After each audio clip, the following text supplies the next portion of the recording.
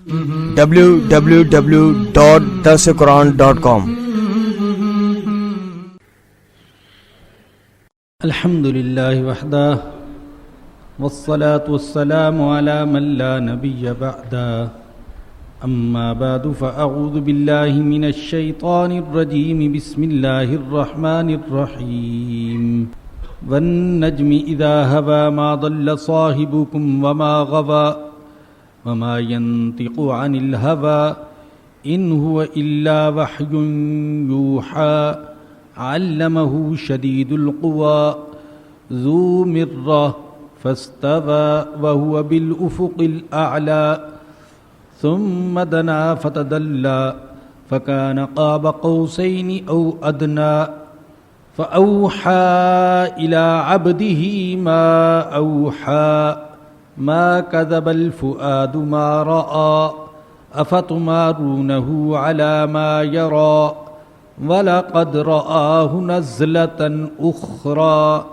عِنْدَ سِدْرَةِ الْمُنْتَهَى عِنْدَهَا جَنَّةُ الْمَأْوَى إِذْ يَغْشَى السِّدْرَةَ مَا يَغْشَى مَا زَاغَ الْبَصَرُ وَمَا طَغَى لَقَدْ رَأَى مِنْ آيَاتِ رَبِّهِ الْكُبْرَى أَفَرَأَيْتُمُ اللَّاتَ وَالْعُزَّى ومناة الثالثة الأخرى ألكم الذكر وله الأنثى تلك إذن قسمة ضیزى صدق اللہ العظیم۔ یہ سورہ نجم ہے، مکی سورت، اس میں 62 آیات اور 3 رکوع ہیں۔ سورت کی عبارت کا انداز بڑا دلکش ہے، اس میں ایک ترنم اور ایک نغمگی سی پائی جاتی ہے۔ آیات کے اختتام پر گویا کہ قوافی کا لحاظ ہے، اول سے آخر تک پوری صورت الفاظ اور عبارت کے اعتبار سے مسجع ہے۔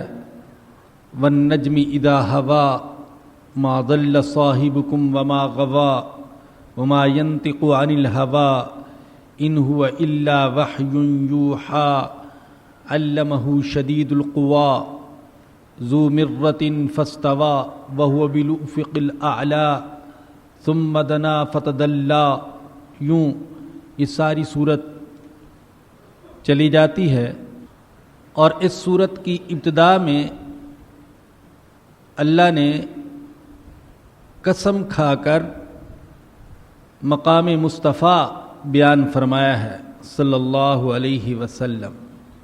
آپ کی عصمت کی اور آپ کی عظمت کی اور آپ کی صداقت کی اللہ نے گواہی دی ہے۔ قرآن کریم کی جو مکی صورتیں ہیں، بالخصوص آخری پاروں کی صورتیں، ان میں کئی جگہ اللہ نے قسمیں کھا کر اپنے دعوے کو بیان فرمایا ہے، لیکن زیادہ تر قسمیں جو اللہ نے کھائی ہیں وہ مرنے کے بعد کی زندگی کے بارے میں، اپنے وجود اور اپنی توحید اور انبیاء کی نبوت و رسالت پر بہت کم قسمیں کھائی گئی ہیں، اس لیے کہ اللہ کے وجود کے دلائل بے شمار ہیں۔ ہر پتے میں اللہ کے وجود کی دلیل، ہر درخت میں اللہ کے وجود کی دلیل، ہر ندی نالے میں پہاڑ میں اللہ کے وجود کی دلیل، ہر چمکتے ہوئے ستارے میں، چاند اور سورج میں اللہ کے وجود کی دلیل، ہمارے اپنے جسم میں اللہ کے وجود کی بہت ساری دلیلیں، وفی انفسکم افلا تبصرون، ایک ایک سانس میں اور ایک ایک قدم پر اللہ کے وجود کے دلائل۔ اس لیے اللہ نے اپنے وجود اور اپنی توحید کے لیے عام طور پر قسمیں نہیں کھائیں الا ماشاء اللہ۔ اسی طریقے سے رسول اللہ صلی اللہ علیہ وسلم کی صداقت کہ معجزات وہ بھی بے شمار، اس لیے آپ کی نبوت و رسالت کی صداقت پر بھی زیادہ قسمیں نہیں کھائیں۔ البتہ بعض جگہ پر ایسا ہوا کہ اللہ نے آپ کی صداقت کے لیے اور مقام مصطفیٰ کو بیان کرنے کے لیے قسمیں کھائی ہیں، جیسے سورہ ضحیٰ میں فرمایا وَالضُّحَىٰ وَاللَّيْلِ إِذَا سَجَىٰ مَا وَدَّعَكَ رَبُّكَ وَمَا قَلَىٰ وَلَلْآخِرَةُ خَيْرٌ لَكَ مِنَ الْأُولَىٰ۔ اسی طریقے سے سورہ قلم میں آپ سن چکے، فرمایا کہ نون والقلم وما یسطرون، قلم کی قسم اور جو کچھ لکھتے ہیں اس کی قسم، ما انت بنعمت ربک بمجنون، آپ اپنے رب کے فضل سے مجنون اور دیوانے نہیں ہیں۔ یہاں اللہ نے ستارے کی قسم کھائی، اور یہ بہت بڑی قسم ہے۔ خود اللہ نے سورہ واقعہ میں فرمایا فلا اقسم بمواقع النجوم وانه لقسم لو تعلمون عظیم، میں قسم کھاتا ہوں ستاروں کے مواقع کی، اور اگر تم سمجھو اور جانو تو یہ قسم بہت بڑی قسم ہے۔ تو اللہ نے خود فرمایا کہ یہ بہت بڑی قسم ہے۔ اس قسم سے ستاروں کی دنیا کی طرف بھی انسان کا ذہن متوجہ ہوتا ہے۔ عجیب و غریب اور وسیع و عریض دنیا، سارے ستاروں تک انسان کا پہنچنا تو شاید محالات میں سے ہو، ابھی تک تو انسان سارے ستاروں کو شمار بھی نہیں کر سکا کہ اس کائنات میں کتنے ستارے ہیں۔ صرف ہماری کہکشاں میں کہا جاتا ہے کہ 1 کھرب ستارے، اور ایسے ایسے ستارے کہ ایک ایک ستارہ ہزاروں زمینوں سے بڑا، بلکہ ایک ایک ستارہ ایسا وسیع و عریض کہ اس میں لاکھوں زمینیں سما جائیں۔ تو اللہ فرماتے والنجم اذا ہوا، ستارے کی قسم جب کہ غروب ہوا، ما ضل صاحبکم وما غوا، نہ تو تمہارا ساتھی بھٹکا اور نہ ہی بہکا۔ 2 چیزیں، ما ضل صاحبکم وما غوا، نہ تو بھٹکا اور نہ ہی بہکا۔ ضال اس گمراہی کو کہتے ہیں جو علم نہ ہونے کی وجہ سے ہو، جہالت کی وجہ سے انسان غلط راستے پر چل پڑے، اور غوایا اس گمراہی کو کہتے ہیں کہ علم ہونے کے باوجود انسان غلط راستے پر چل پڑے۔ اسی لیے بعض حضرات کہتے ہیں کہ سورہ فاتحہ میں جو اللہ نے فرمایا غیر المغضوب علیہم ولا الضالین، تو 2 قسم کے لوگوں کا ذکر ہے۔ مغضوب علیہم میں ان لوگوں کا ذکر ہے جن کے پاس علم تھا لیکن وہ گمراہی کا شکار ہو گئے، اور ضالین میں ان لوگوں کا ذکر ہے جو جہالت کی وجہ سے گمراہی کا شکار ہو گئے۔ تو اللہ نے فرمایا کہ نہ تو میرا نبی جہالت کی وجہ سے بھٹک سکتا ہے، اور نہ علم ہونے کے باوجود خواہش پرستی کی وجہ سے بھٹک سکتا ہے۔ دنیا میں جتنی بھی گمراہیاں ہیں، آپ اگر غور کریں تو ان کے یہی 2 سبب ہوں گے، یا تو سبب جہالت، بے علمی، کم فہمی، اور یا پھر خواہش پرستی، نفس پرستی، دولت پرستی، اقتدار پرستی، اسباب پرستی، تعلقات پرستی۔ تو علم ہونے کے باوجود انسان بھٹک جاتا ہے اللہ کے سوا دوسری چیزوں کی پرستش کی وجہ سے۔ لیکن فرمایا کہ میرا نبی ایسا نہیں کر سکتا۔ اور کیا فرمایا؟ یہ نہیں فرمایا ما ضل نبی ما ضل رسولی، بلکہ فرمایا کہ ما ضل صاحبکم، تمہارا ساتھی نہ بھٹکا نہ بہکا۔ ساتھی اس لیے فرمایا اس طرف متوجہ کرنے کے لیے کہ میرے نبی نے اپنی زندگی کے 40 سال تمہارے اندر گزارے، تم نے میرے نبی کی یتیمی کا دور دیکھا، بچپن دیکھا، جوانی دیکھی، دن دیکھے، راتیں دیکھی، تجارت دیکھی، معاملات دیکھے، قول دیکھا، عمل دیکھا۔ 40 سال تک تو میرے نبی نے کبھی جھوٹ نہیں بولا، کبھی خیانت نہیں کی، کبھی کسی غیر محرم کی طرف غلط نظر نہیں اٹھائی، اور تم ہی نے میرے نبی کو صدیق اور امین کا لقب دیا۔ تو آج کیا یک 40 سال کے بعد جس نے انسانوں پر جھوٹ نہ بولا تھا، وہ معاذ اللہ انسانوں کے رب پر جھوٹ بولنے لگا؟ ما ضل صاحبکم وما غوا، تمہارا ساتھی کہیں باہر سے نہیں آیا، اجنبی نہیں ہے، یک ظاہر نہیں ہو گیا، تمہارے اندر پیدا ہوا۔ تم اس کے آباء و اجداد کو جانتے ہو، اس کے خاندان کو جانتے ہو، اس کے ماضی کو اور کردار کو جانتے ہو۔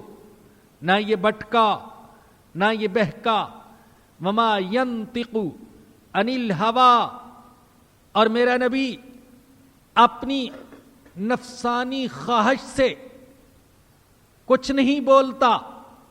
میرے نبی قرآن اور دین کے بارے میں جو کچھ کہتا ہے وہ حق ہے۔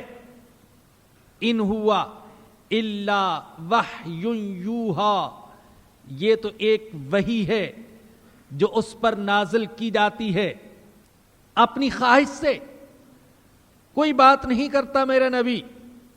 ابو داؤد میں حضرت عبداللہ بن عمر رضی اللہ عنہما کی روایت ہے، فرماتے ہیں کہ میں رسول اللہ صلی اللہ علیہ وسلم کی زبان مبارک سے جو بات بھی ارشاد ہوتی وہ لکھ لیتا تھا۔ قریش نے مجھے منع کیا، ہر بات مت لکھا کرو، آپ انسان ہیں، کبھی غصے کی حالت میں ہوتے ہیں اور کبھی نرمی کی حالت ہوتی ہے، کبھی طبیعت میں انقباض ہوتا ہے، کبھی فرحت اور بشاشت ہوتی ہے۔ ظاہر ہے کہ انسان پر حالات کا اثر ہوتا ہے۔ غصے کی حالت میں اس کی ذہنی کیفیت کچھ اور ہوگی، اور خوشی کی حالت میں اس کے جذبات کچھ اور ہوں گے۔ اسی لیے علماء نے لکھا ہے کہ قاضی کو غصے کی حالت میں فیصلہ نہیں کرنا چاہیے، غصے کی حالت میں قاضی کو فیصلہ نہیں کرنا چاہیے۔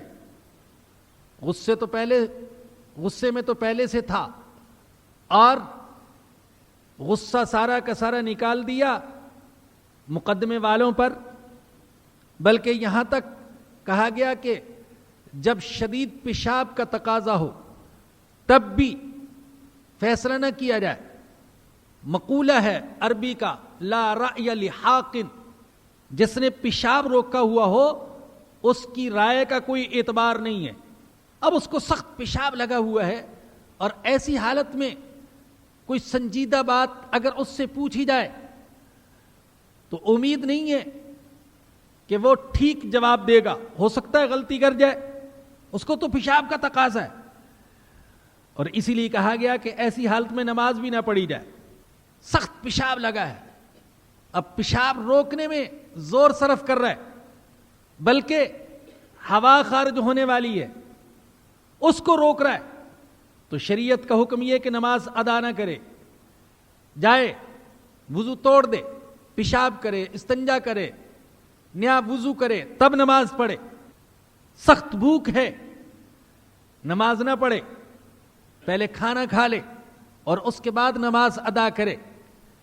ایسا نہ ہو کہ جسم تو نماز میں ہو اور دل روٹیاں گن رہا ہو، یا جسم تو نماز میں اور دل اللہ معاف فرمائے پیشاب پخانے کی طرف لگا ہوا، تو کیا حاصل ہوگا ایسی نماز سے؟ پہلے فارغ ہو جائے۔ تو یہ دو چیزیں ایسی ہیں کہ گمراہی کا سبب بنتی ہیں۔ ہاں، عرض یہ کر رہا تھا کہ حضرت عبداللہ بن عمر رضی اللہ عنہما وہ فرماتے ہیں کہ میں ہر چیز لکھ دیتا تھا، جو بھی آپ زبان سے ارشاد فرماتے۔ قریش نے مجھے منع کیا ہر بات نہ لکھا کرو، اس لیے کہ آپ پر مختلف کیفیات ہوتی ہیں۔ میں نے رسول اللہ صلی اللہ علیہ وسلم سے سوال کیا، یا رسول اللہ کیا ہر چیز لکھ لیا کروں؟ قریش مجھے منع کرتے ہیں ہر بات نہ لکھا کرو۔ تو آپ نے فرمایا اکتب فوالذی نفسی بیدہ ما خرج منی الا الحق، جو کچھ سنو وہ لکھ لیا کرو، اس ذات کی قسم جس کے قبضے میں میری جان ہے، اس منہ سے سوائے حق کے اور کچھ نہیں نکلتا۔ حضرت ابو ہریرہ رضی اللہ تعالیٰ عنہ کہتے ہیں کہ رسول اللہ صلی اللہ علیہ وسلم نے ایک موقع پر فرمایا لا اقول الا حقا، میں صرف حق بات کرتا ہوں۔ بعض صحابہ نے عرض کیا فَإِنَّكَ تُدَاعِبُنَا یا رسول اللہ، یا رسول اللہ آپ بعض اوقات ہمارے ساتھ دل لگی بھی تو کیا کرتے ہیں۔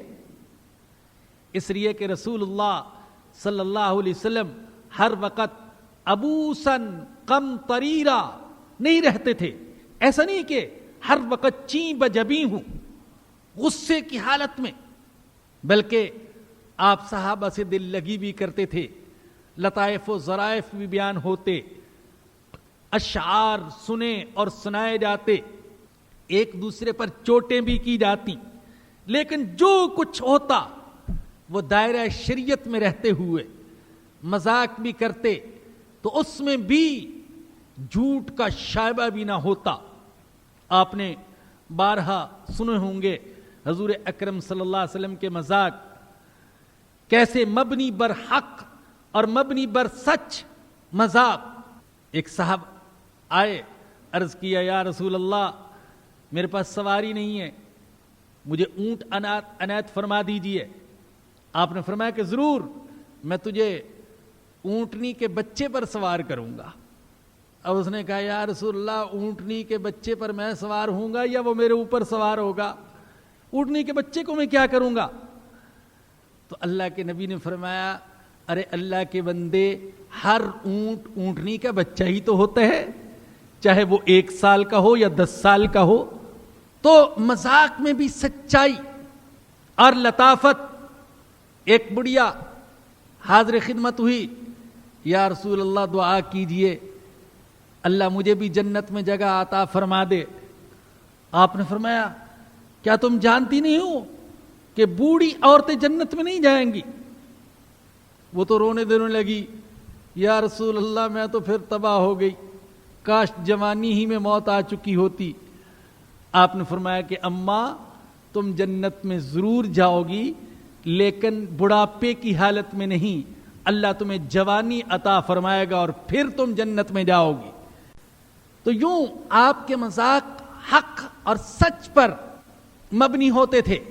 تو صحابہ نے جب عرض کیا یا رسول اللہ انکا تداعبنا، آپ ہمارے ساتھ دل لگی بھی تو کرتے ہیں، تو فرمایا کہ انی لا اقول الا حقا، ہاں میں مذاق بھی کرتا ہوں، دل لگی بھی کرتا ہوں، لیکن مذاق اور دل لگی میں بھی حق کے سوا کچھ نہیں کہتا ہوں۔ تو اللہ نے فرمایا کہ وما ينطق عن الهوى ان هو الا وحی یوحى، میرا نبی اپنی نفسانی خواہش سے کوئی بات نہیں کرتا، یہ تو ایک وحی ہے جو اس پر نازل کی جاتی ہے۔ علمہ شدید القوی، میرے نبی کو سکھایا زبردست قوت والے نے، ذو مرہ، جو بڑی طاقت والا، علم کے اعتبار سے بھی زبردست اور جسمانی اعتبار سے بھی بڑا مضبوط۔ یہ کون ہے؟ حضرت جبرائیل علیہ السلام۔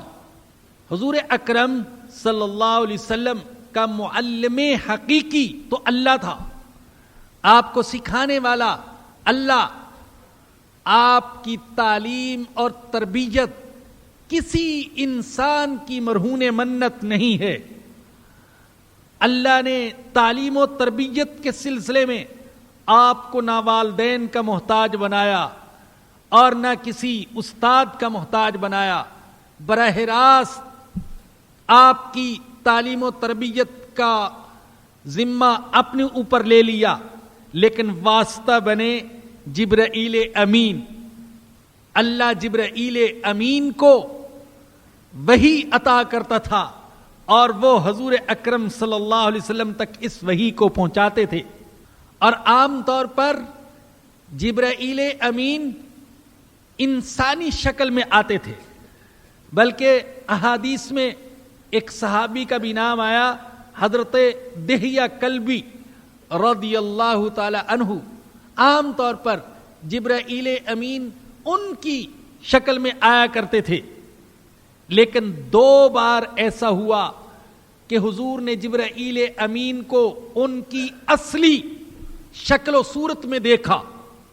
تو یہاں اسی کا ذکر، فاستوى، وہ سامنے آ کھڑا ہوا، وَهُوَ بِالْأُفُقِ الْأَعْلَى، جبکہ وہ بالائی افق پر تھا، ثم دنا، پھر وہ قریب ہوا، فتدلى، اور قریب ہوا، فکان قاب قوسین او ادنا، 2 کمانوں کے برابر یا اس سے بھی کم فاصلہ رہ گیا۔ عرب غایت قرب کو بیان کرنے کے لیے 1 کمان یا 2 کمان کی مقدار کی تشبیہ دیا کرتے تھے، فلاں اتنا قریب ہوا، اتنا قریب ہوا کہ 1 کمان کا فاصلہ رہ گیا میرے اور اس کے درمیان، یا 2 کمان کا فاصلہ رہ گیا، یہ تشبیہ دیا کرتے تھے۔ اللہ جبرائیل امین کے قرب کو ہمارے آقا حضرت محمد الرسول اللہ صلی اللہ علیہ وسلم کے ساتھ بیان کرنے کے لیے عربوں کے اسی محاورے کو استعمال فرما رہے۔ جبرائیل امین اتنے قریب ہوئے کہ 2 کمانوں کا یا اس سے بھی کم فاصلہ رہ گیا۔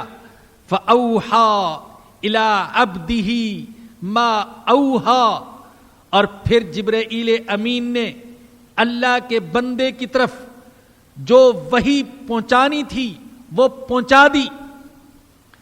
ما کذب الفؤاد ما رآ، نظر نے جو کچھ دیکھا دل نے اس میں جھوٹ نہیں ملایا۔ میرے نبی نے وہی بیان کیا جو کچھ دیکھا، اور اس کے دیکھنے میں کوئی غلطی نہیں کی اور کوئی جھوٹ نہیں ملایا۔ افتمارونہ علی ما یرا، کیا تم اس چیز میں جھگڑتے ہو جسے میرا نبی اپنی آنکھوں سے دیکھتا ہے؟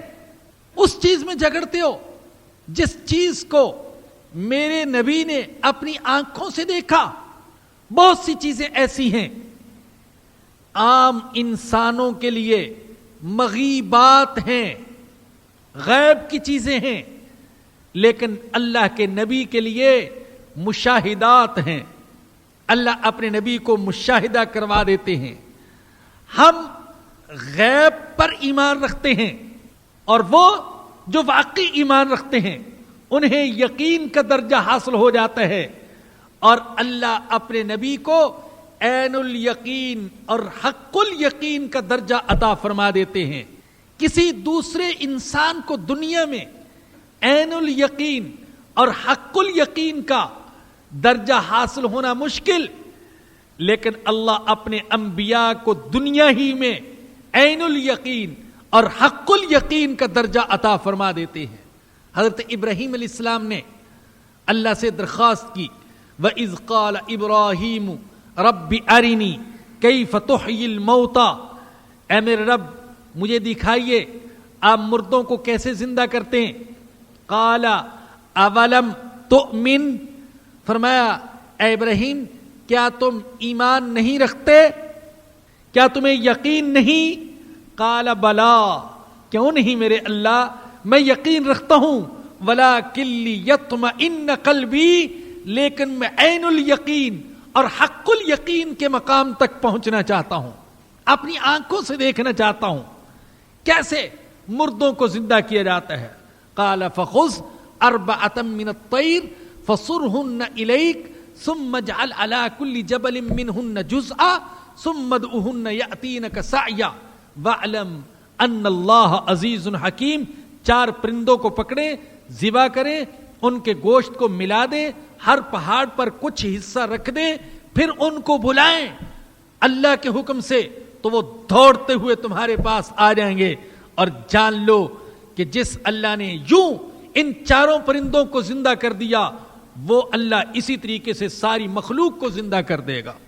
تو اسی طریقے سے اللہ نے ہمارے آقا حضرت محمد الرسول اللہ صلی اللہ علیہ وسلم کو عین الیقین کا اور حق الیقین کا مقام عطا کرنے کے لیے معراج کی سعادت نصیب فرمائی. اور معراج کی سعادت ایک ایسی سعادت کہ کوئی دوسرا نبی اس میں آپ کے ساتھ شریک نہیں ہے. اپنی آنکھوں سے دیکھا, جنت کو بھی دیکھا, جہنم کو بھی دیکھا, فرشتوں کو دیکھا, آسمان کو دیکھا, ملائے اعلیٰ کو دیکھا, سدرۃ المنتہا کو دیکھا. اور پچھلے درس میں آپ سن چکے کہ جب حضرت خدیجہ رضی اللہ تعالی عنہا اور آپ کے چچا ابو طالب کا انتقال ہو گیا تو حضور کو بڑا صدمہ پہنچا, یہاں تک کہ اس سال کا نام عام الحزن رکھ دیا گیا, غم کا سال. اب حضور کو جو معراج کی سعادت ملی, یہ کب, معراج کا سفر آپ نے کب کیا, اس میں مختلف اقوال ہیں, لیکن زیادہ تر رجحان اس بات کی طرف ہے کہ یہ سعادت اسی وقت ملی جب ابو طالب فوت ہو گئے, حضرت خدیجہ رضی اللہ عنہا کا انتقال ہو گیا, اور طائف والوں نے پتھر مار کر آپ کے جسم کو لہو لہان کیا. تو اس کے بعد اللہ نے حضور اکرم صلی اللہ علیہ وسلم کو معراج کی سعادت نصیب فرمائی. گویا کہ دنیا والوں کو بتا دیا کہ اگر تم میرے نبی کا استقبال نہیں کرو گے تو میں اپنے نبی کے استقبال کے لیے آسمانوں کے دروازے کھول دوں گا. اگر انسان صفیں بنا کر میرے نبی پر سنگ باری کریں گے تو میں فرشتوں کی صفیں بنا کر اپنے نبی کو درود و سلام کے نذرانے پیش کر کے استقبال کروں گا. تو اس وقت حضور اکرم صلی اللہ علیہ وسلم کو یہ عظیم سعادت حاصل ہوئی.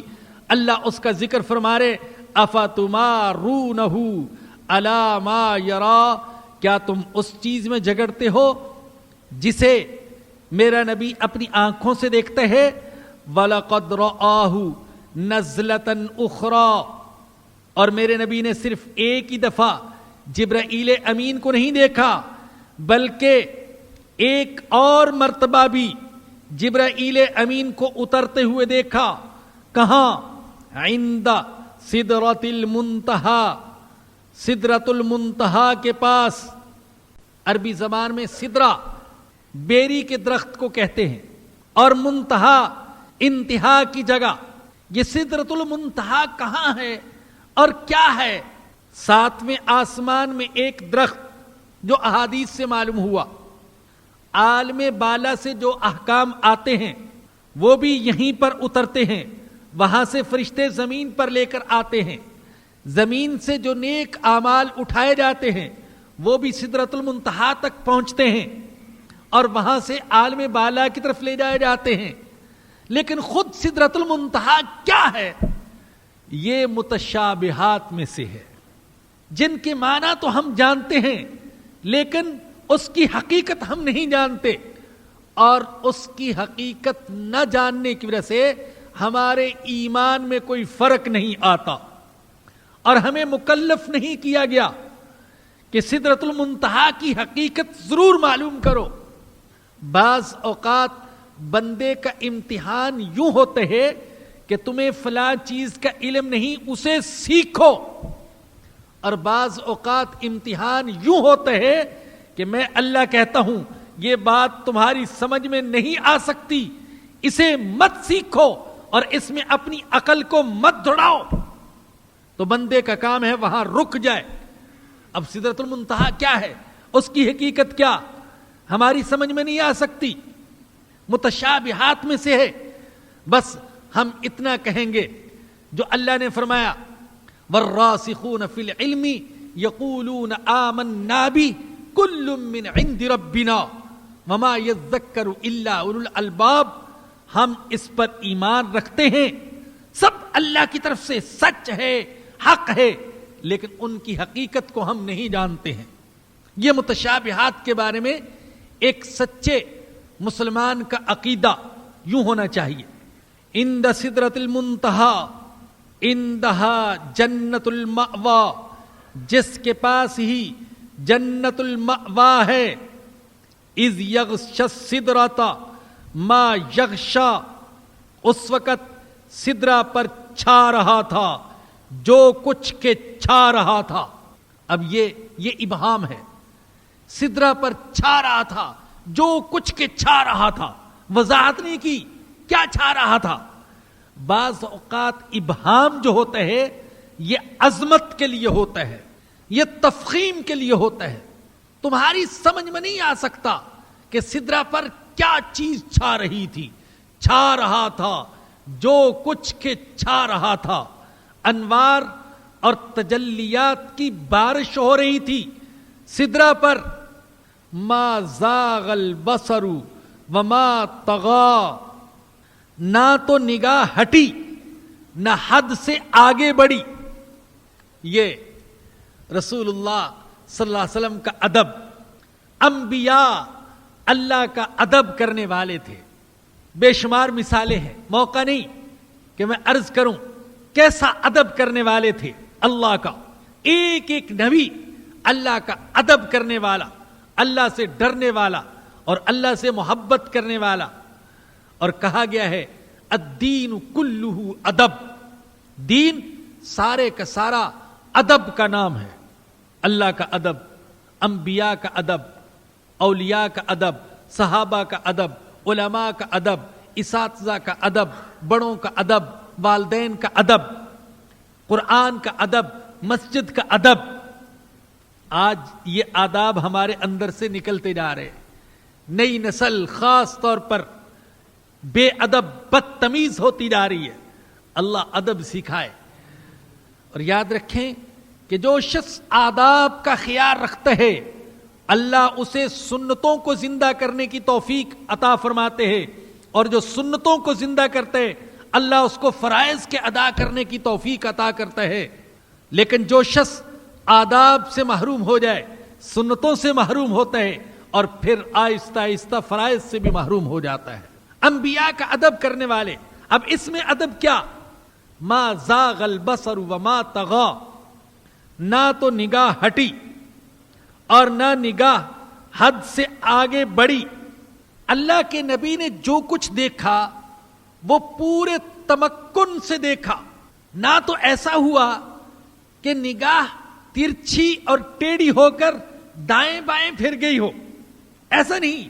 اللہ جو کچھ دکھانا چاہتا تھا اس کو دیکھا، اور اللہ جو نہیں دکھانا چاہتا تھا نبی کی نظر اس طرف متوجہ ہی نہیں ہوئی۔ جو کچھ اللہ دکھانا چاہتا تھا اس سے نظر ہٹی نہیں، اور جو اللہ نہیں دکھانا چاہتا تھا اس طرف نظر گئی نہیں۔ یہ ادب، ما زاغ البصر وما طغى۔ شاہوں کے دربار کا ادب یہ ہوتا ہے کہ بندہ دربار میں کھڑا ہو تو نظر بادشاہ کی طرف متوجہ رہے، یا جس طرف وہ متوجہ کرنا چاہتا ہے اس طرف نظر متوجہ رہے، اور جدھر وہ نظر کا پھرنا پسند نہیں کرتا ادھر کو نظر نہ جائے۔ یہ شاہوں کے دربار کا ادب ہے، تو جو شاہوں کا شاہ ہے اس کے دربار کا ادب کیا ہوگا؟ لوگوں نے لکھا ہے، آپ سنتے رہتے ہیں محمود و ایاز کا نام اور ان کے واقعات۔ محمود بادشاہ، ایاز غلام، لیکن اسے بڑی محبت تھی ایاز سے، اس کی بعض خوبیوں اور صفات کی وجہ سے۔ ایک دن ایاز جلدی میں دربار میں آ گئے، گریبان کا بٹن کھلا رہ گیا، خیال آیا کہ بٹن تو کھلا ہوا ہے، کہیں بادشاہ سلامت کی نظر نہ پڑ جائے، تو ہاتھ کو چھپا کر بٹن بند کرنے لگے، تو نظر پڑ گئی محمود کی، تو انہوں نے کہا ایاس دربار میں ایسی حرکت، ایک معمولی بادشاہ، عارضی بادشاہ، فانی بادشاہ، وہ یہ برداشت نہیں کرتا کہ میرے درباری کی توجہ مجھ سے ہٹ کر کسی اور طرف جائے۔ ہم جو 5 وقت رب العالمین کے سامنے اور بادشاہوں کے بادشاہ کے سامنے کھڑے ہوتے ہیں، کبھی ہم نے بھی سوچا کہ ہماری نظر، ہماری سوچ، ہمارا تخیل کہاں کہاں جاتا ہے اور اس اللہ کی طرف نہیں جاتا؟ بس اوقات پتہ ہی نہیں ہوتا ہم اللہ سے کیا کہہ رہے ہیں اور کیا مانگ رہے ہیں، کیا مناجات کر رہے۔ تو اللہ نے اپنے نبی کے بارے میں فرمایا کہ ما زاغ البصر وما طغى، نہ تو نگاہ ہٹی نہ حد سے آگے بڑھی، لقد رأى من آیات ربہ الکبریٰ، اس نے اپنے رب کی بڑی بڑی نشانیاں دیکھی، ایک عجیب دنیا دیکھی، اور پھر آ کر لوگوں کے سامنے بیان کیا، لوگوں میں نے یہ کچھ دیکھا۔ کسی نے تسلیم کیا، کسی نے مذاق اڑایا۔ تسلیم کرنے والے وہ تھے جو سچے مومن، اور مذاق اڑانے والے وہ تھے جو مشرک۔ تو اب اللہ مشرکوں سے خطاب کرتے ہیں، افرأیتم اللات والعزی، اچھا یہ بتاؤ کہ تم نے کبھی لات اور عزی و منات الثالثۃ الاخری اور تیسری دیوی منات کی حقیقت پر بھی غور کیا ہے؟ میرے نبی تو جو کچھ کہتے ہیں وہ حق کہتے ہیں، وہ وحی کی اتباع کرتے ہیں، لیکن تم جو کچھ کرتے ہو، لات و عزی کی عبادت، منات کی عبادت، کیا اس کی بھی کوئی حقیقت ہے؟ یوں تو عرب بہت سارے بتوں کی پرستش کرتے تھے، ہر قبیلے کا بت جدا، لیکن 3 بت زیادہ مشہور تھے، لات، عزی اور منات۔ لات یہ قبیلہ ثقیف کا بت تھا، اہل طائف اس کی تعظیم کرتے تھے۔ عزی مکہ اور طائف کے درمیان ایک درخت تھا، قریش اس کی تعظیم کرتے تھے۔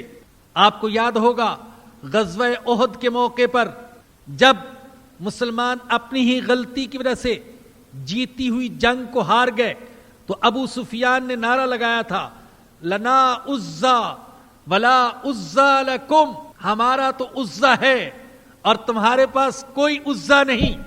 حضور نے فرمایا، عمر جواب دو، اللہ مولانا ولا مولا لکم، اللہ ہمارا مولا ہے اور تمہارا کوئی مولا نہیں۔ تم عزی پر فخر کرتے ہو، ہم اللہ پر فخر کرتے ہیں۔ چنانچہ عزی تو مٹ گیا اور اللہ باقی رہا، لات مٹا دیا گیا، منات مٹا دیا گیا، لیکن اللہ باقی رہا اور قیامت تک باقی رہنے والا، ہمیشہ کے لیے باقی رہنے والا۔ اور منات یہ مکہ اور مدینہ کے درمیان ایک بت تھا، اور اوس اور خزرج اس کی تعظیم کرتے تھے۔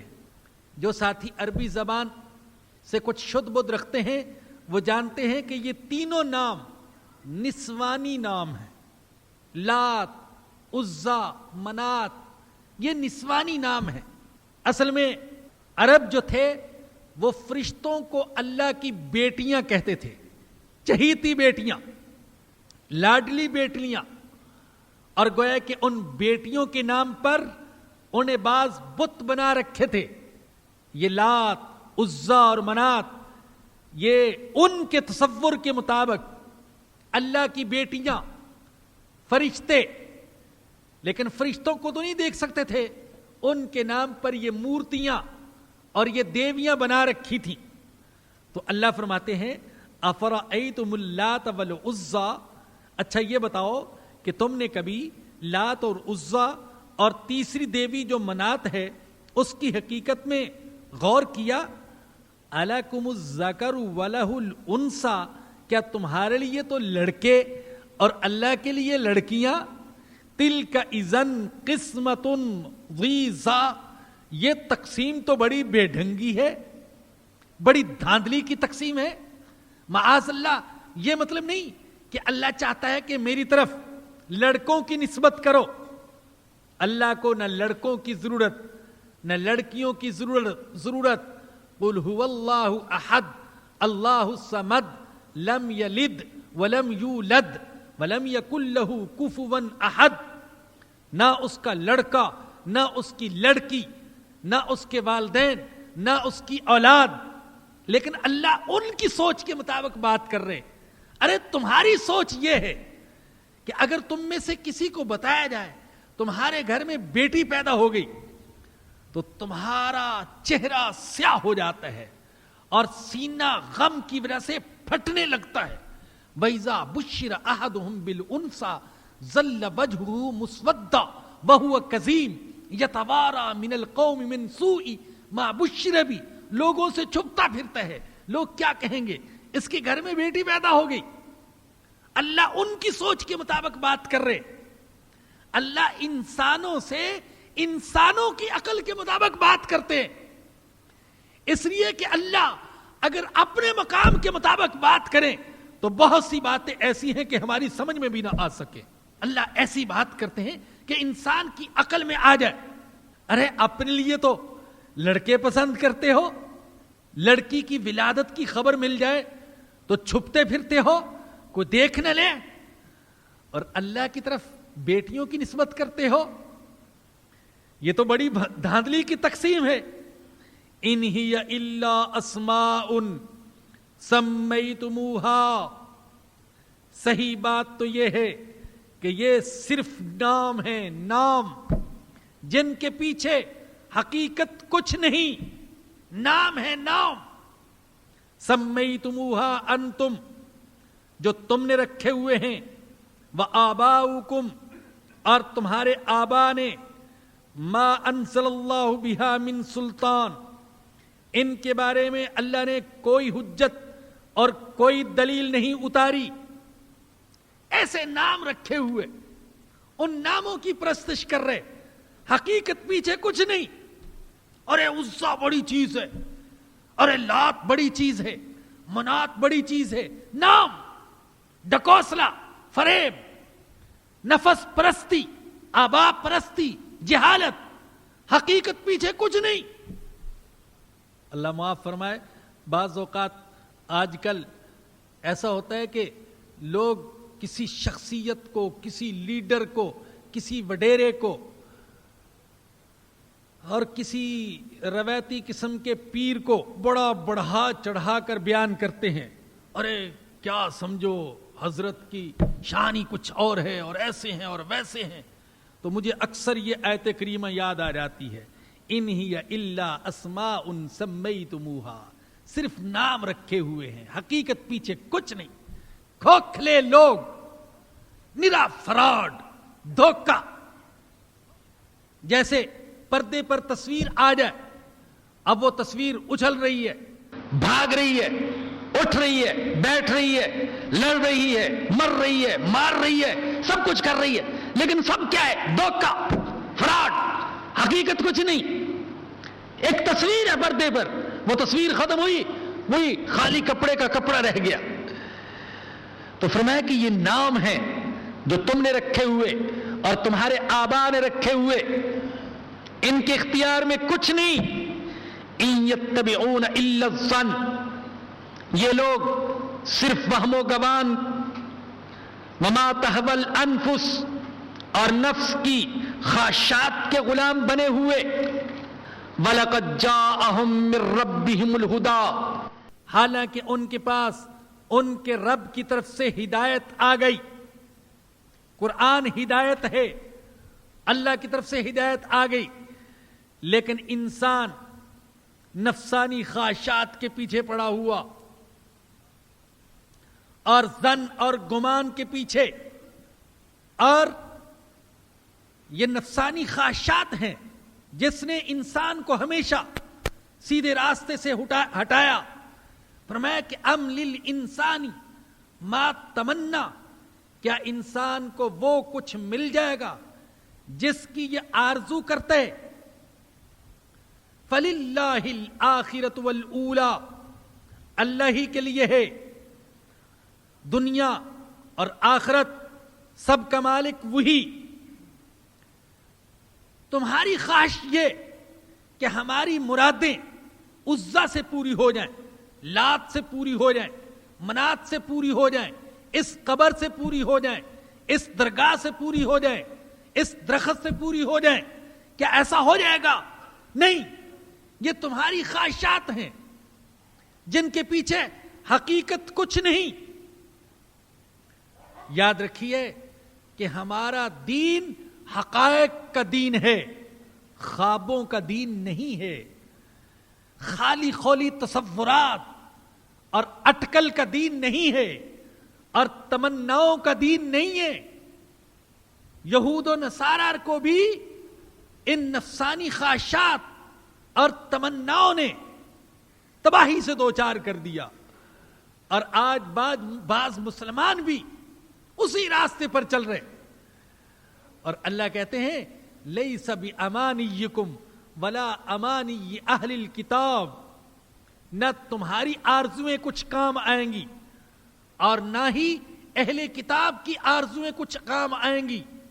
من یعمل سوءا یجز بہ, جو برائی کرے گا اس کا بدلہ اس کو مل کر رہے گا. ہمیں فلاں چھڑا لے گا اور فلاں سفارش کر دے گا, نہیں. جو برائی کرے گا اس کو بدلہ اس کو مل کر رہے گا. ومن یعمل من الصالحات من ذکر او انثى وهو مؤمن, اور دوسری طرف جو نیک عمل کرے گا خواہ مرد ہو یا عورت, اس کا بھی کو مل کر رہے گا. حقائق کی دنیا میں آؤ, تصورات کی دنیا سے نکلو. اسلام حقیقت کا راستہ دکھاتا ہے. آرزوؤں اور تمناؤں سے کچھ نہیں ہوگا. عمل سچی تمنا بھی ہونی چاہیے, لیکن اس کے ساتھ ساتھ عمل بھی ضروری. ام للانسان ما تمنا, کیا انسان کو وہ کچھ مل جائے گا جس کی وہ آرزو کرتے؟ نہیں. اللہ چاہے گا تو جو دے گا وہی ملے گا. فللہ الآخرۃ والأولی, دنیا اور آخرت کا مالک تو اللہ ہی ہے. وَكَم مِّن مَلَكٍ فِي السَّمَاوَاتِ لَا تُغْنِي شَفَاعَتُهُمْ شَيْئًا, اور آسمانوں میں کتنے ہی فرشتے موجود ہیں, ان کی سفارش کچھ بھی فائدہ نہیں دے گی. إِلَّا مِن بَعْدِ أَن يَأْذَنَ اللَّهُ لِمَن يَشَاءُ وَيَرْضَىٰ, جب تک کہ اللہ کسی ایسے شخص کے حق میں اجازت نہ دے دے جس کے حق میں وہ چاہے اور پسند کرے. تم نے تو یہ چند فرشتے گھر رکھے ہیں, معاذ اللہ ان کو اللہ کی بیٹیاں فرض کر رکھے ہیں. ان کی شفاعت تو کیا فائدہ دے گی؟ ان بتوں کی شفاعت تو تمہارے کیا کام آئے گی؟ آسمانوں میں جو کروڑوں فرشتے ہیں ان کی شفاعت بھی کسی کام نہیں آ سکتی جب تک کہ اللہ اجازت نہ دے شفاعت کی, اور اس کے حق میں شفاعت کرے جس کے حق میں شفاعت کرنا اللہ پسند کرے گا. نبی اکرم صلی اللہ علیہ وسلم کی شفاعت سے ہزاروں لاکھوں لوگ جنت میں جائیں گے, مگر یہ مت سمجھے کہ حضور زبردستی جنت میں لے جائیں گے. نہیں, اللہ اجازت دے گا, میرے نبی آپ سفارش کیجئے, اور اللہ جس کے حق میں پسند کرے گا اسی کے حق میں حضور سفارش کریں گے. گویا کہ اللہ جنت میں تو ان کو داخل کرنا چاہتا تھا, لیکن ساتھ اللہ یہ بھی چاہتا تھا کہ میرے نبی کا مقام یہاں آخرت میں اور اونچا ہو جائے. تو اللہ اپنے نبی سے کہے گا آپ شفاعت کریں, فیصلہ تو میں کر چکا ان کو جنت میں داخل کرنے کا, مگر ساتھ یہ بھی لکھ چکا شفاعت آپ کریں گے اور جنت میں ان کو میں داخل کروں گا. چنانچہ اللہ اجازت دے گا, اور جن کے حق میں اجازت دے گا حضور صرف ان کے حق میں سفارش کریں گے. یوں ہی فرمایا کہ فرشتے بھی جن کے لیے اللہ چاہے گا اور پسند کرے گا ان کے حق میں سفارش کر سکیں گے, ہر کسی کے حق میں نہیں. ان الذین لا یؤمنون بالآخرہ لَيُسَمُّونَ الْمَلَائِكَةَ تَسْمِيَةَ الْأُنْثَى، بے شک وہ لوگ جو آخرت پر ایمان نہیں رکھتے وہ فرشتوں کے نام عورتوں جیسے رکھتے ہیں۔ دوسری جگہ اللہ نے فرمایا وَجَعَلُوا الْمَلَائِكَةَ الَّذِينَ هُمْ عِبَادُ الرَّحْمَنِ إِنَاثًا، فرشتے جو رحمان کے بندے ہیں انہوں نے ان کو عورتیں بنا رکھا ہے، معاذ اللہ، عورتوں جیسے نام۔ وَمَا لَهُمْ بِهِ مِنْ عِلْمٍ، حالانکہ انہیں اس معاملے کا کچھ بھی علم نہیں۔ إِن يَتَّبِعُونَ إِلَّا الظَّنَّ، یہ صرف گمان کی پیروی کرتے ہیں۔ وَإِنَّ الظَّنَّ لَا يُغْنِي مِنَ الْحَقِّ شَيْئًا، اور ظن اور گمان حق کی جگہ کچھ بھی فائدہ نہیں دے سکتا۔ قرآن سے تو یقین حاصل ہوتا ہے، اور اللہ کے ہاں یقین کا اعتبار ہے۔ ظنون، اوہام، تخمینے، گمان، شک والی باتیں، مفروضات، گھڑی ہوئی کہانیاں اور قصے، یہ اللہ کے ہاں کچھ بھی حیثیت نہیں رکھتے۔ یہ گمان حق کی جگہ کچھ بھی فائدہ نہیں دے سکتا۔ اسی لیے رسول اللہ صلی اللہ علیہ وسلم نے فرمایا ایاکم والظن، لوگوں ظن سے بچو، فإن الظن اکذب الحدیث، اس لیے کہ گمان اور ظن یہ سب سے جھوٹی بات ہے۔ فأعرض عمن تولی عن ذکرنا، جو شخص ہمارے ذکر سے منہ پھیرتے ہے آپ اس سے اپنی توجہ ہٹا لیجئے۔ وَلَمْ يُرِدْ إِلَّا الْحَيَاةَ الدُّنْيَا، اور وہ دنیا کی زندگی کے سوا کسی چیز کو نہیں چاہتا، اس کی نظر صرف دنیا پر ہے اور کچھ نہیں چاہتا۔ ذَلِكَ مَبْلَغُهُم مِّنَ الْعِلْمِ، ان کا مبلغ علم بس یہی ہے۔ کیا ہے ان کا مبلغ علم؟ صرف دنیا، صرف دنیا پر نظر۔ نبی اکرم صلی اللہ علیہ وسلم اللہ سے دعا کیا کرتے تھے اللہم لا تجعل الدنیا اکبر ہمنا ولا مبلغ علمنا ولا غایت رغبتنا، اے اللہ دنیا کو ہماری سب سے بڑی سوچ نہ بنا دینا، ہمارے علم کا مبلغ اور منتہا نہ بنا دینا، اور ہماری رغبتوں اور خواہشوں کی غایت نہ بنا دینا۔ یہ دعا کیا کرتے تھے اللہم لا تجعل الدنیا اکبر ہمنا ولا مبلغ علمنا ولا غایت رغبتنا۔ میرے بزرگوں اور دوستو، دنیا کا کمانا یہ ہماری ضرورت ہے، دنیا کا حاصل کرنا یہ ہماری ضرورت، لیکن دنیا کیا ہے؟ دنیا اسے کہیں گے جو ہمیں اللہ سے غافل کر دے، جو ہمیں اللہ کے رسول سے غافل کر دے، جو قرآن سے غافل کر دے، جو دین سے غافل کر دے، جو مسجد سے دور ہٹا دے، جو آخرت کو ہماری نظروں سے اوجھل کر دے، وہ دنیا ہے۔ لیکن اگر وہ دنیا ہمیں اللہ اور اس کے رسول سے غافل نہیں کرتی بلکہ اللہ اور اس کے رسول کے اور قریب کرتی ہے تو وہ دنیا دنیا نہیں، وہ دنیا بھی دین بن جاتی ہے۔ دنیا کی اتنی بھی مذمت، اتنی برائی، بعض لوگ یہ سمجھتے ہیں کہ ان کی باتوں سے یوں لگتا ہے جیسے کہ ہمیں دنیا کے لیے نہ محنت کرنی چاہیے، نہ ملازمت کرنی چاہیے، نہ تجارت کرنی چاہیے، نہ مزدوری کرنی چاہیے۔ ارے یہ کس نے کہہ دیا؟ قرآن کی کون سی آیت سے ثابت ہے؟ کون سی حدیث سے ثابت ہے؟ نبی اکرم صلی اللہ علیہ وسلم اپنے صحابہ کو تجارت کی ترغیب دیتے تھے، مزدوری کی ترغیب دیتے تھے، محنت کی ترغیب دیتے تھے۔ آپ نے بھیک مانگنے کی ترغیب نہیں دی، اور اس کو توکل نہیں کہا کہ مسجد میں بیٹھ جاؤ اور مسجد کے دروازے کی طرف دیکھتے رہو کون آتا ہے میرے لیے روٹی لے کر۔ کیا یہ توکل ہے؟ نہیں، یہ توکل نہیں ہے۔ ارے دکان کھول کے بیٹھ اور پھر توکل کر اللہ پر، اللہ दुकान मैंने खोल दी, सामान भी रख दिया, खुश अखलाकी का सबूत भी देता हूं और शरीयत के तकाज़े को भी पूरा करता हूं, अब गाहकों के दिलों को मुतवज्जे करना ये तेरा काम है।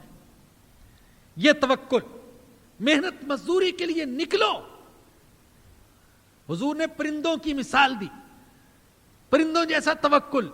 लेकिन परिंदे कौन सा तवक्कुल करते? क्या घोंसले में बैठे रहते हैं? हमारी तरह सारे दिन घोंसले में बैठे दुआएं करते रहते हैं अल्लाह रोजी यहां भेज दे, इसलिए कि हम तवक्कुल करने वाले हैं? नहीं, बेचारे सुबह से निकलते हैं, मारे मारे फिरते हैं, सर्दी हो या गर्मी, बारिश में भी निकल पड़ते हैं, मेहनत करते हैं। बज़ाहिर कुछ नजर नहीं आता, जमीन खाली पड़ी है, हजारों लाखों करोड़ों परिंदे, अल्लाह कहां से रोजी आएगी? अल्लाह कहते परों का फड़फड़ाना, निकलना, जुस्तजू करना इन परिंदों का काम था, और जमीन को इनके लिए दस्तरखान बना देना ये मेरा काम है। ये तवक्कुल, इस तवक्कुल का हुक्म दिया। तो मेरे बुजुर्गों और दोस्तों, दुनिया कमाने से मना नहीं किया, लेकिन दुनिया को अपनी जिंदगी का सबसे बड़ा मकसद बना लेने से मना किया। और हकीकत यह है कि आज दुनिया हमारी जिंदगी का सबसे बड़ा मकसद बन गया। हमारी तमन्नाओं की इंतहा, हमारी मेहनतों का हदफ, हमारी इल्मी काबिलियत और सलाहियतों का निशान वो दुनिया मिल जाए। जैसे उस सहाबी की अल्लाह की राह में जान कुर्बान हो गई थी ना, जख्म लगा तो उन्हें कसम उठाकर कहा था, फुज़्तु व रब्बिल काबा, रब्बे काबा की कसम मैं तो कामयाब हो गया। मेरी जान अल्लाह की राह में निकली और मेरा जिस्म अल्लाह की राह में कुर्बान हुआ। ऐसे ही हम में से बहुत सारे ऐसे हैं कि जिनको दुनिया मिल जाए तो यूं मालूम होता है कि वो कसम उठाकर कह रहे हैं, फुज़्तु व रब्बिल काबा, रब्बे काबा की कसम मैं तो कामयाब हो गया, दुनिया मिल गई। बड़े फख्र से कहते हैं, हराम का पैसा होता है और बड़े फख्र से कहते हैं अल्लाह का खास करम है मेरे ऊपर। क्या करम है? हराम मिल रहा है, गंद मिल रहा है, निजासत मिल रही है, उसको कह रहे हो अल्लाह का करम। हां, हलाल रोजी मिले, जायज रास्ते से मिले, यह है अल्लाह का करम। तो दुनिया को अपना मकसद ना बनाया जाए, यह है दुनिया। नबी अकरम सल्लल्लाहु अलैहि वसल्लम ने, हज़रत आयशा की हदीस है, फरमाया अद्दुनिया दारु मल्ला दार लहू व मालुन मल्ला माल लहू वलहा यजमा मल्ला अक्ल लहू। ये दुनिया उसका घर है जिसका कोई और घर नहीं है, आखिरत को घर नहीं समझता। ये दुनिया उसका माल है जिसका कोई और माल नहीं है, और दुनिया को सामने रखकर वो जमा करता है जिसके अंदर अकल नहीं है। तो फरमाया कि ज़ालिक मबलगुहुम मिनल इल्म, ये उनका मबलग इल्म है। इन्न रब्बक हुवा अअलमु बिमन दल्ल अन सबीली, बेशक ये बात तेरा रब ही जानता है कि कौन उसके रास्ते से भटक गया। वहुवा अअलमु बिमन इह्तदा, और वही जानता है कि कौन हिदायत के रास्ते पर चल रहा है। अल्लाह पाक मुझे और आप सबको हिदायत के रास्ते पर चलने की तौफीक अता फरमाए। व आखिरु दावाना अल्हम्दुलिल्लाहि रब्बिल आलमीन। हमारे आसम भाई हैं, उनके भाई सुहेल साहब जो तकरीबन 13-14 साल से बिस्तर पर लेटे हुए हैं, अल्लाह अकबर, वो भी शदीद बीमार हो गए और लियाकत अस्पताल में दाखिल हैं। तो हमारे इस दरस के मुंतज़मीन में उनका नाम भी है, तो उनके लिए भी खुसूसी दुआ फरमाएं और नसीहत भी हासिल करें कि एक शख्स 14-15 साल से बिस्तर पर लेटा हुआ है, न उठ सकता है और न बैठ सकता है। तो हम अपनी इस सेहत को गनीमत जाने और जितनी अल्लाह की इबादत कर सकते हैं वो कर लें। रमज़ान में इंतकाल के बारे में पूछा है कि उसके साथ क्या मामला होगा। अहादीस में इसकी बशारत आई है रमज़ान में जिसका इंतकाल हो जाए, लेकिन असल मामला तो आखिरत ही में पता चलेगा कि क्या होगा। मेरा तो ये यकीन है कि जो ईमान और अमले साले वाली ज़िंदगी गुजारता हुआ غیر رمضان بھی فوت ہو جائے تو انشاءاللہ اللہ پاک اس کے ساتھ مغفرت کا معاملہ فرمائے گا۔ ایسا نہیں کہ رمضان میں فوت نہیں ہو سکا اور ایمان اور اعمال صالحہ تھے تو وہ جنت سے محروم رہ جائے، ایسا نہیں ہے۔ البتہ یہ مبارک مہینہ واقعی برکت والا ہے اور اس میں موت کی صورت میں اللہ کی رحمت سے امید کی جا سکتی ہے کہ وہ بندے کے ساتھ مغفرت کا معاملہ فرما دے۔ اور آخری اعلان یہ کرنا ہے کہ ہمارا جو اگلا درس ہوگا یہ سمجھ لیجئے کہ رمضان مبارک کا آخری درس ہوگا، اس لیے کہ آخری اتوار میں درس نہیں ہو سکے گا۔ تو اگلا درس بڑا اہم بھی ہے اور رمضان مبارک کا آخری درس بھی ہے۔ آپ حضرات سے درخواست ہے اہتمام کے ساتھ شرکت فرمائیں اور دوسرے ساتھیوں کو بھی دعوت دیں۔ درود شریف پڑھ لیجیے۔ اللہم صلی علی محمد وعلی آل محمد کما صلیت علی ابراہیم وعلی آل ابراہیم، اللہم بارک علی محمد وعلی آل محمد کما بارکت علی ابراہیم وعلی آل ابراہیم۔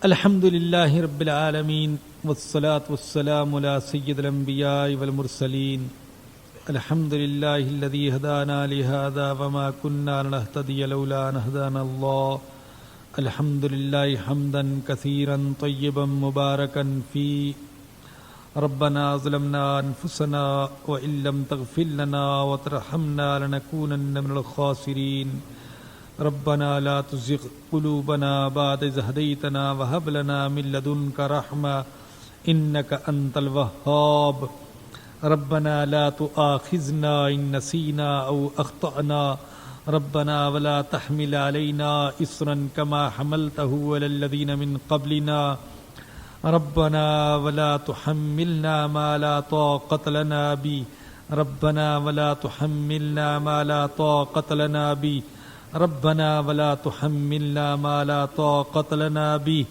واعف عنا واغفر لنا وارحمنا أنت مولانا فانصرنا على القوم الكافرين، اللهم إنك عفو تحب العفو فاعف عنا، یا رحمان یا رحیم یا عفو یا غفور یا غفار یا ستار یا تواب، ہم سچے دل سے اپنے گناہوں سے توبہ کرتے ہیں تو ہماری توبہ کو قبول فرما لے۔ اے اللہ ہم اپنے گناہوں پر نادم اور شرمندہ ہیں، تو معاف فرما دے۔ اے اللہ اس مجمع میں جو نیک حضرات موجود ہیں سچی توبہ کرنے والے، یا اللہ ان کی توبہ کی برکت سے ہماری توبہ بھی قبول فرما لے، اللہ قبول فرما لے۔ یا اللہ اس مجمع میں جو نیک لوگ موجود ہیں جن کی دعائیں تو قبول فرماتا ہے، ان کی برکت سے تو ہماری دعاؤں کو بھی قبول فرما لے، اللہ قبول فرما لے۔ اللہ تجھ سے نہ مانگے تو کس سے مانگے، اللہ تو ہماری دعاؤں کو قبول فرما لے۔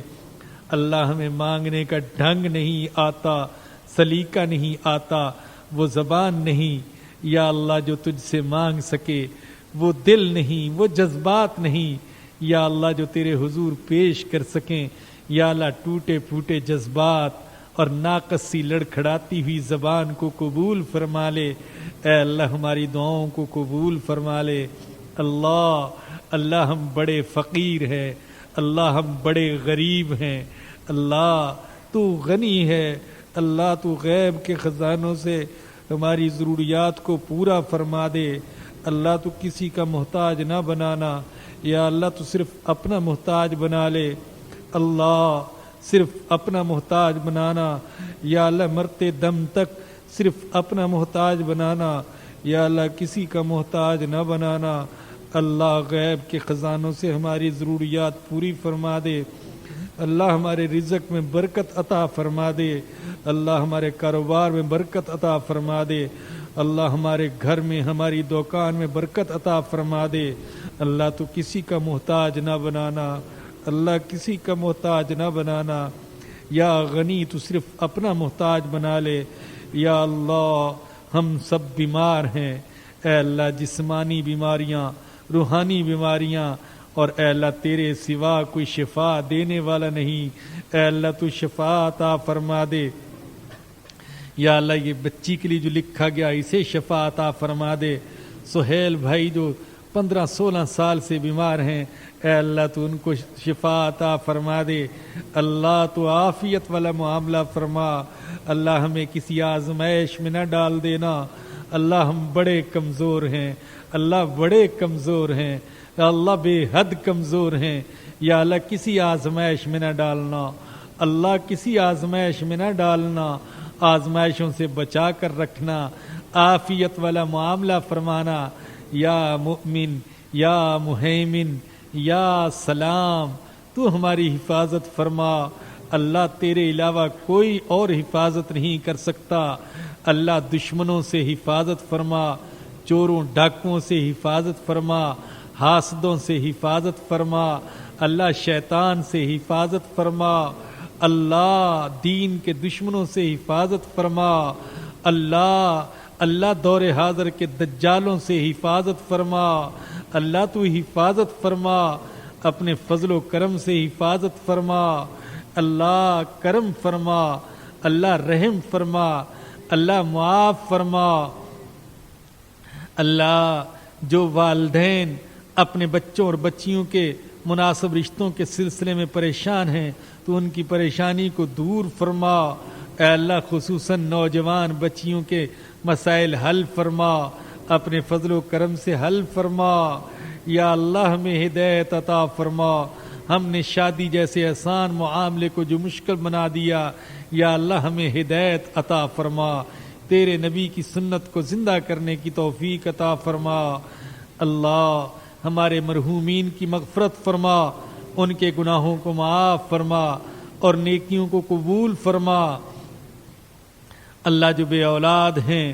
ان کو نیک اولاد عطا فرما، جو صاحب اولاد ہیں انہیں اور ان کی اولاد کو نیک بنا، اللہ جو بے روزگار ہیں ان کو روزگار عطا فرما، ہمارے مسلمان بھائی اور بہنیں یا اللہ جو انتہائی تنگی کی زندگی گزار رہے ہیں انہیں خوشحالی عطا فرما، ہمیں ان کے ساتھ تعاون کرنے کی توفیق عطا فرما، اللہ ماہ مبارک گزرتا جا رہا ہے، یا اللہ ہم سے کچھ بھی نہیں ہوا، اللہ معاف فرما دے، اللہ ہمارے اوقات کو ضائع ہونے سے بچا لے، اللہ محروم نہ کر دینا، اللہ محروم نہ کر دینا، رحمت سے محروم نہ کرنا، مغفرت سے محروم نہ کرنا، ہدایت سے محروم نہ کرنا، جنت سے محروم نہ کرنا، اپنی رضا سے محروم نہ کرنا، اللہ ماہ مبارک کی برکتوں سے محروم نہ کرنا،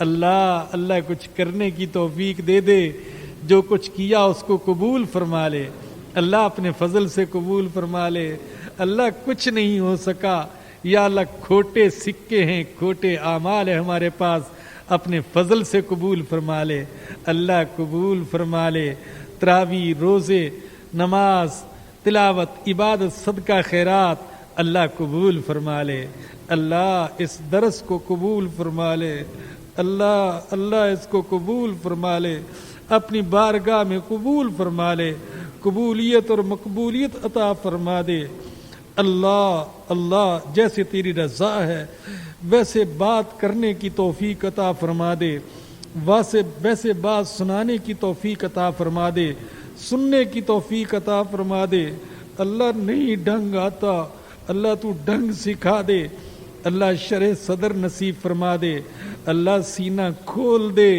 اللہ ایمان عطا فرما دے، اللہ ایمان کی حلاوت عطا فرما دے، ایمان کی حقیقت نصیب فرما دے، اللہ ہم ظاہر کے مسلمان ہیں، ہمیں حقیقی مسلمان بنا دے، اے اللہ ایمان کا نور عطا فرما دے، اللہ قرآن کو ہمارے دلوں کی بہار بنا دے، اللہ قرآن کو ہماری آنکھوں کا نور بنا دے، ہمارے غم اور پریشانیوں کا علاج بنا دے، اللہ قرآن کی اشاعت پوری دنیا میں کرنے کی توفیق عطا فرما دے، یا اللہ قلم سے، زبان سے، ہر طریقے سے یا اللہ اس کتاب مقدس کی اشاعت کی توفیق عطا فرما دے، اور اس کے ضروری تقاضے اور لوازمات تو ہی مہیا فرما دے، اللہ تو مہیا فرما دے، اللہ آسان فرما دے، اللہ آسان فرما دے، اللہ آسانی والا معاملہ فرما، اللہ ہمارے ساتھ سختی والا معاملہ نہ فرمانا،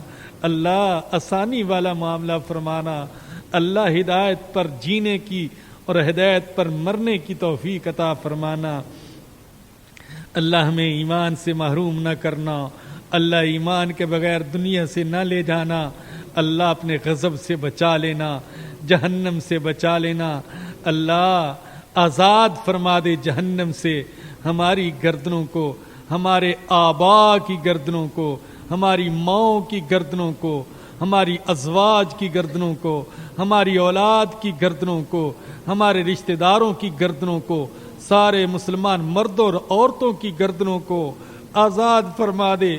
اللہ آج پوری دنیا میں مسلمان مظلوم ہے، یا اللہ روزانہ لاشیں اٹھتی ہیں، اللہ مسلمان کی مدد فرما، اللہ مسلمان کے حال پر رحم فرما، اللہ امت مسلمہ مذاق بنی ہوئی ہے، اللہ امت کے حال پر رحم فرما، اللہ حیوانوں سے بدتر سلوک کیا جا رہا ہے، اللہ ہمارے حال پر رحم فرما، اللہ ہمیں اچھی قیادت عطا فرما، اللہ دین اور انسانیت کا درد رکھنے والی قیادت عطا فرما، اللہ ہم بے قائد کے ایک امت اور جماعت ہیں، یا اللہ ایسا بھیڑوں کا گلہ ہے جس کا کوئی چرواہا نہیں، اللہ تو ہمیں کوئی اچھا چرواہا عطا فرما دے، اے اللہ عمر فاروق نہیں ان کا کوئی غلام عطا فرما دے، اللہ کرم فرما دے امت کے حال پر، اللہ رحم فرما دے امت کے حال پر، اللہ جو کچھ مانگا وہ بھی عطا فرما، جو نہیں مانگ سکے اور ہمارے دین اور دنیا کے لیے بہتر ہے وہ بھی عطا فرما۔ اللہ ہم سب کو بار بار اپنے گھر کی اور اپنے نبی کے روضے کی زیارت نصیب فرما، ہمیں نصیب فرما، ہماری اولاد کو نصیب فرما، اللہ بار بار نصیب فرما۔ اللہ قیامت کے دن حضور اکرم صلی اللہ علیہ وسلم کی شفاعت نصیب فرما دینا، اللہ تو شفاعت نصیب فرما دینا، اللہ جہنم سے بچا لینا، اللہ جنت کے کسی گوشے میں جگہ عطا فرما دینا۔ ربنا آتنا فی الدنیا حسنۃ وفی الآخرۃ حسنۃ وقنا عذاب النار، ربنا تقبل منا انک انت السمیع العلیم وتب علینا انک انت التواب الرحیم۔ صلی اللہ تعالی علی رسولہ وخیر خلقہ سیدنا و مولانا محمد و آلہ و صحبہ و اہل بیتہ اجمعین، آمین برحمتک یا ارحم الراحمین۔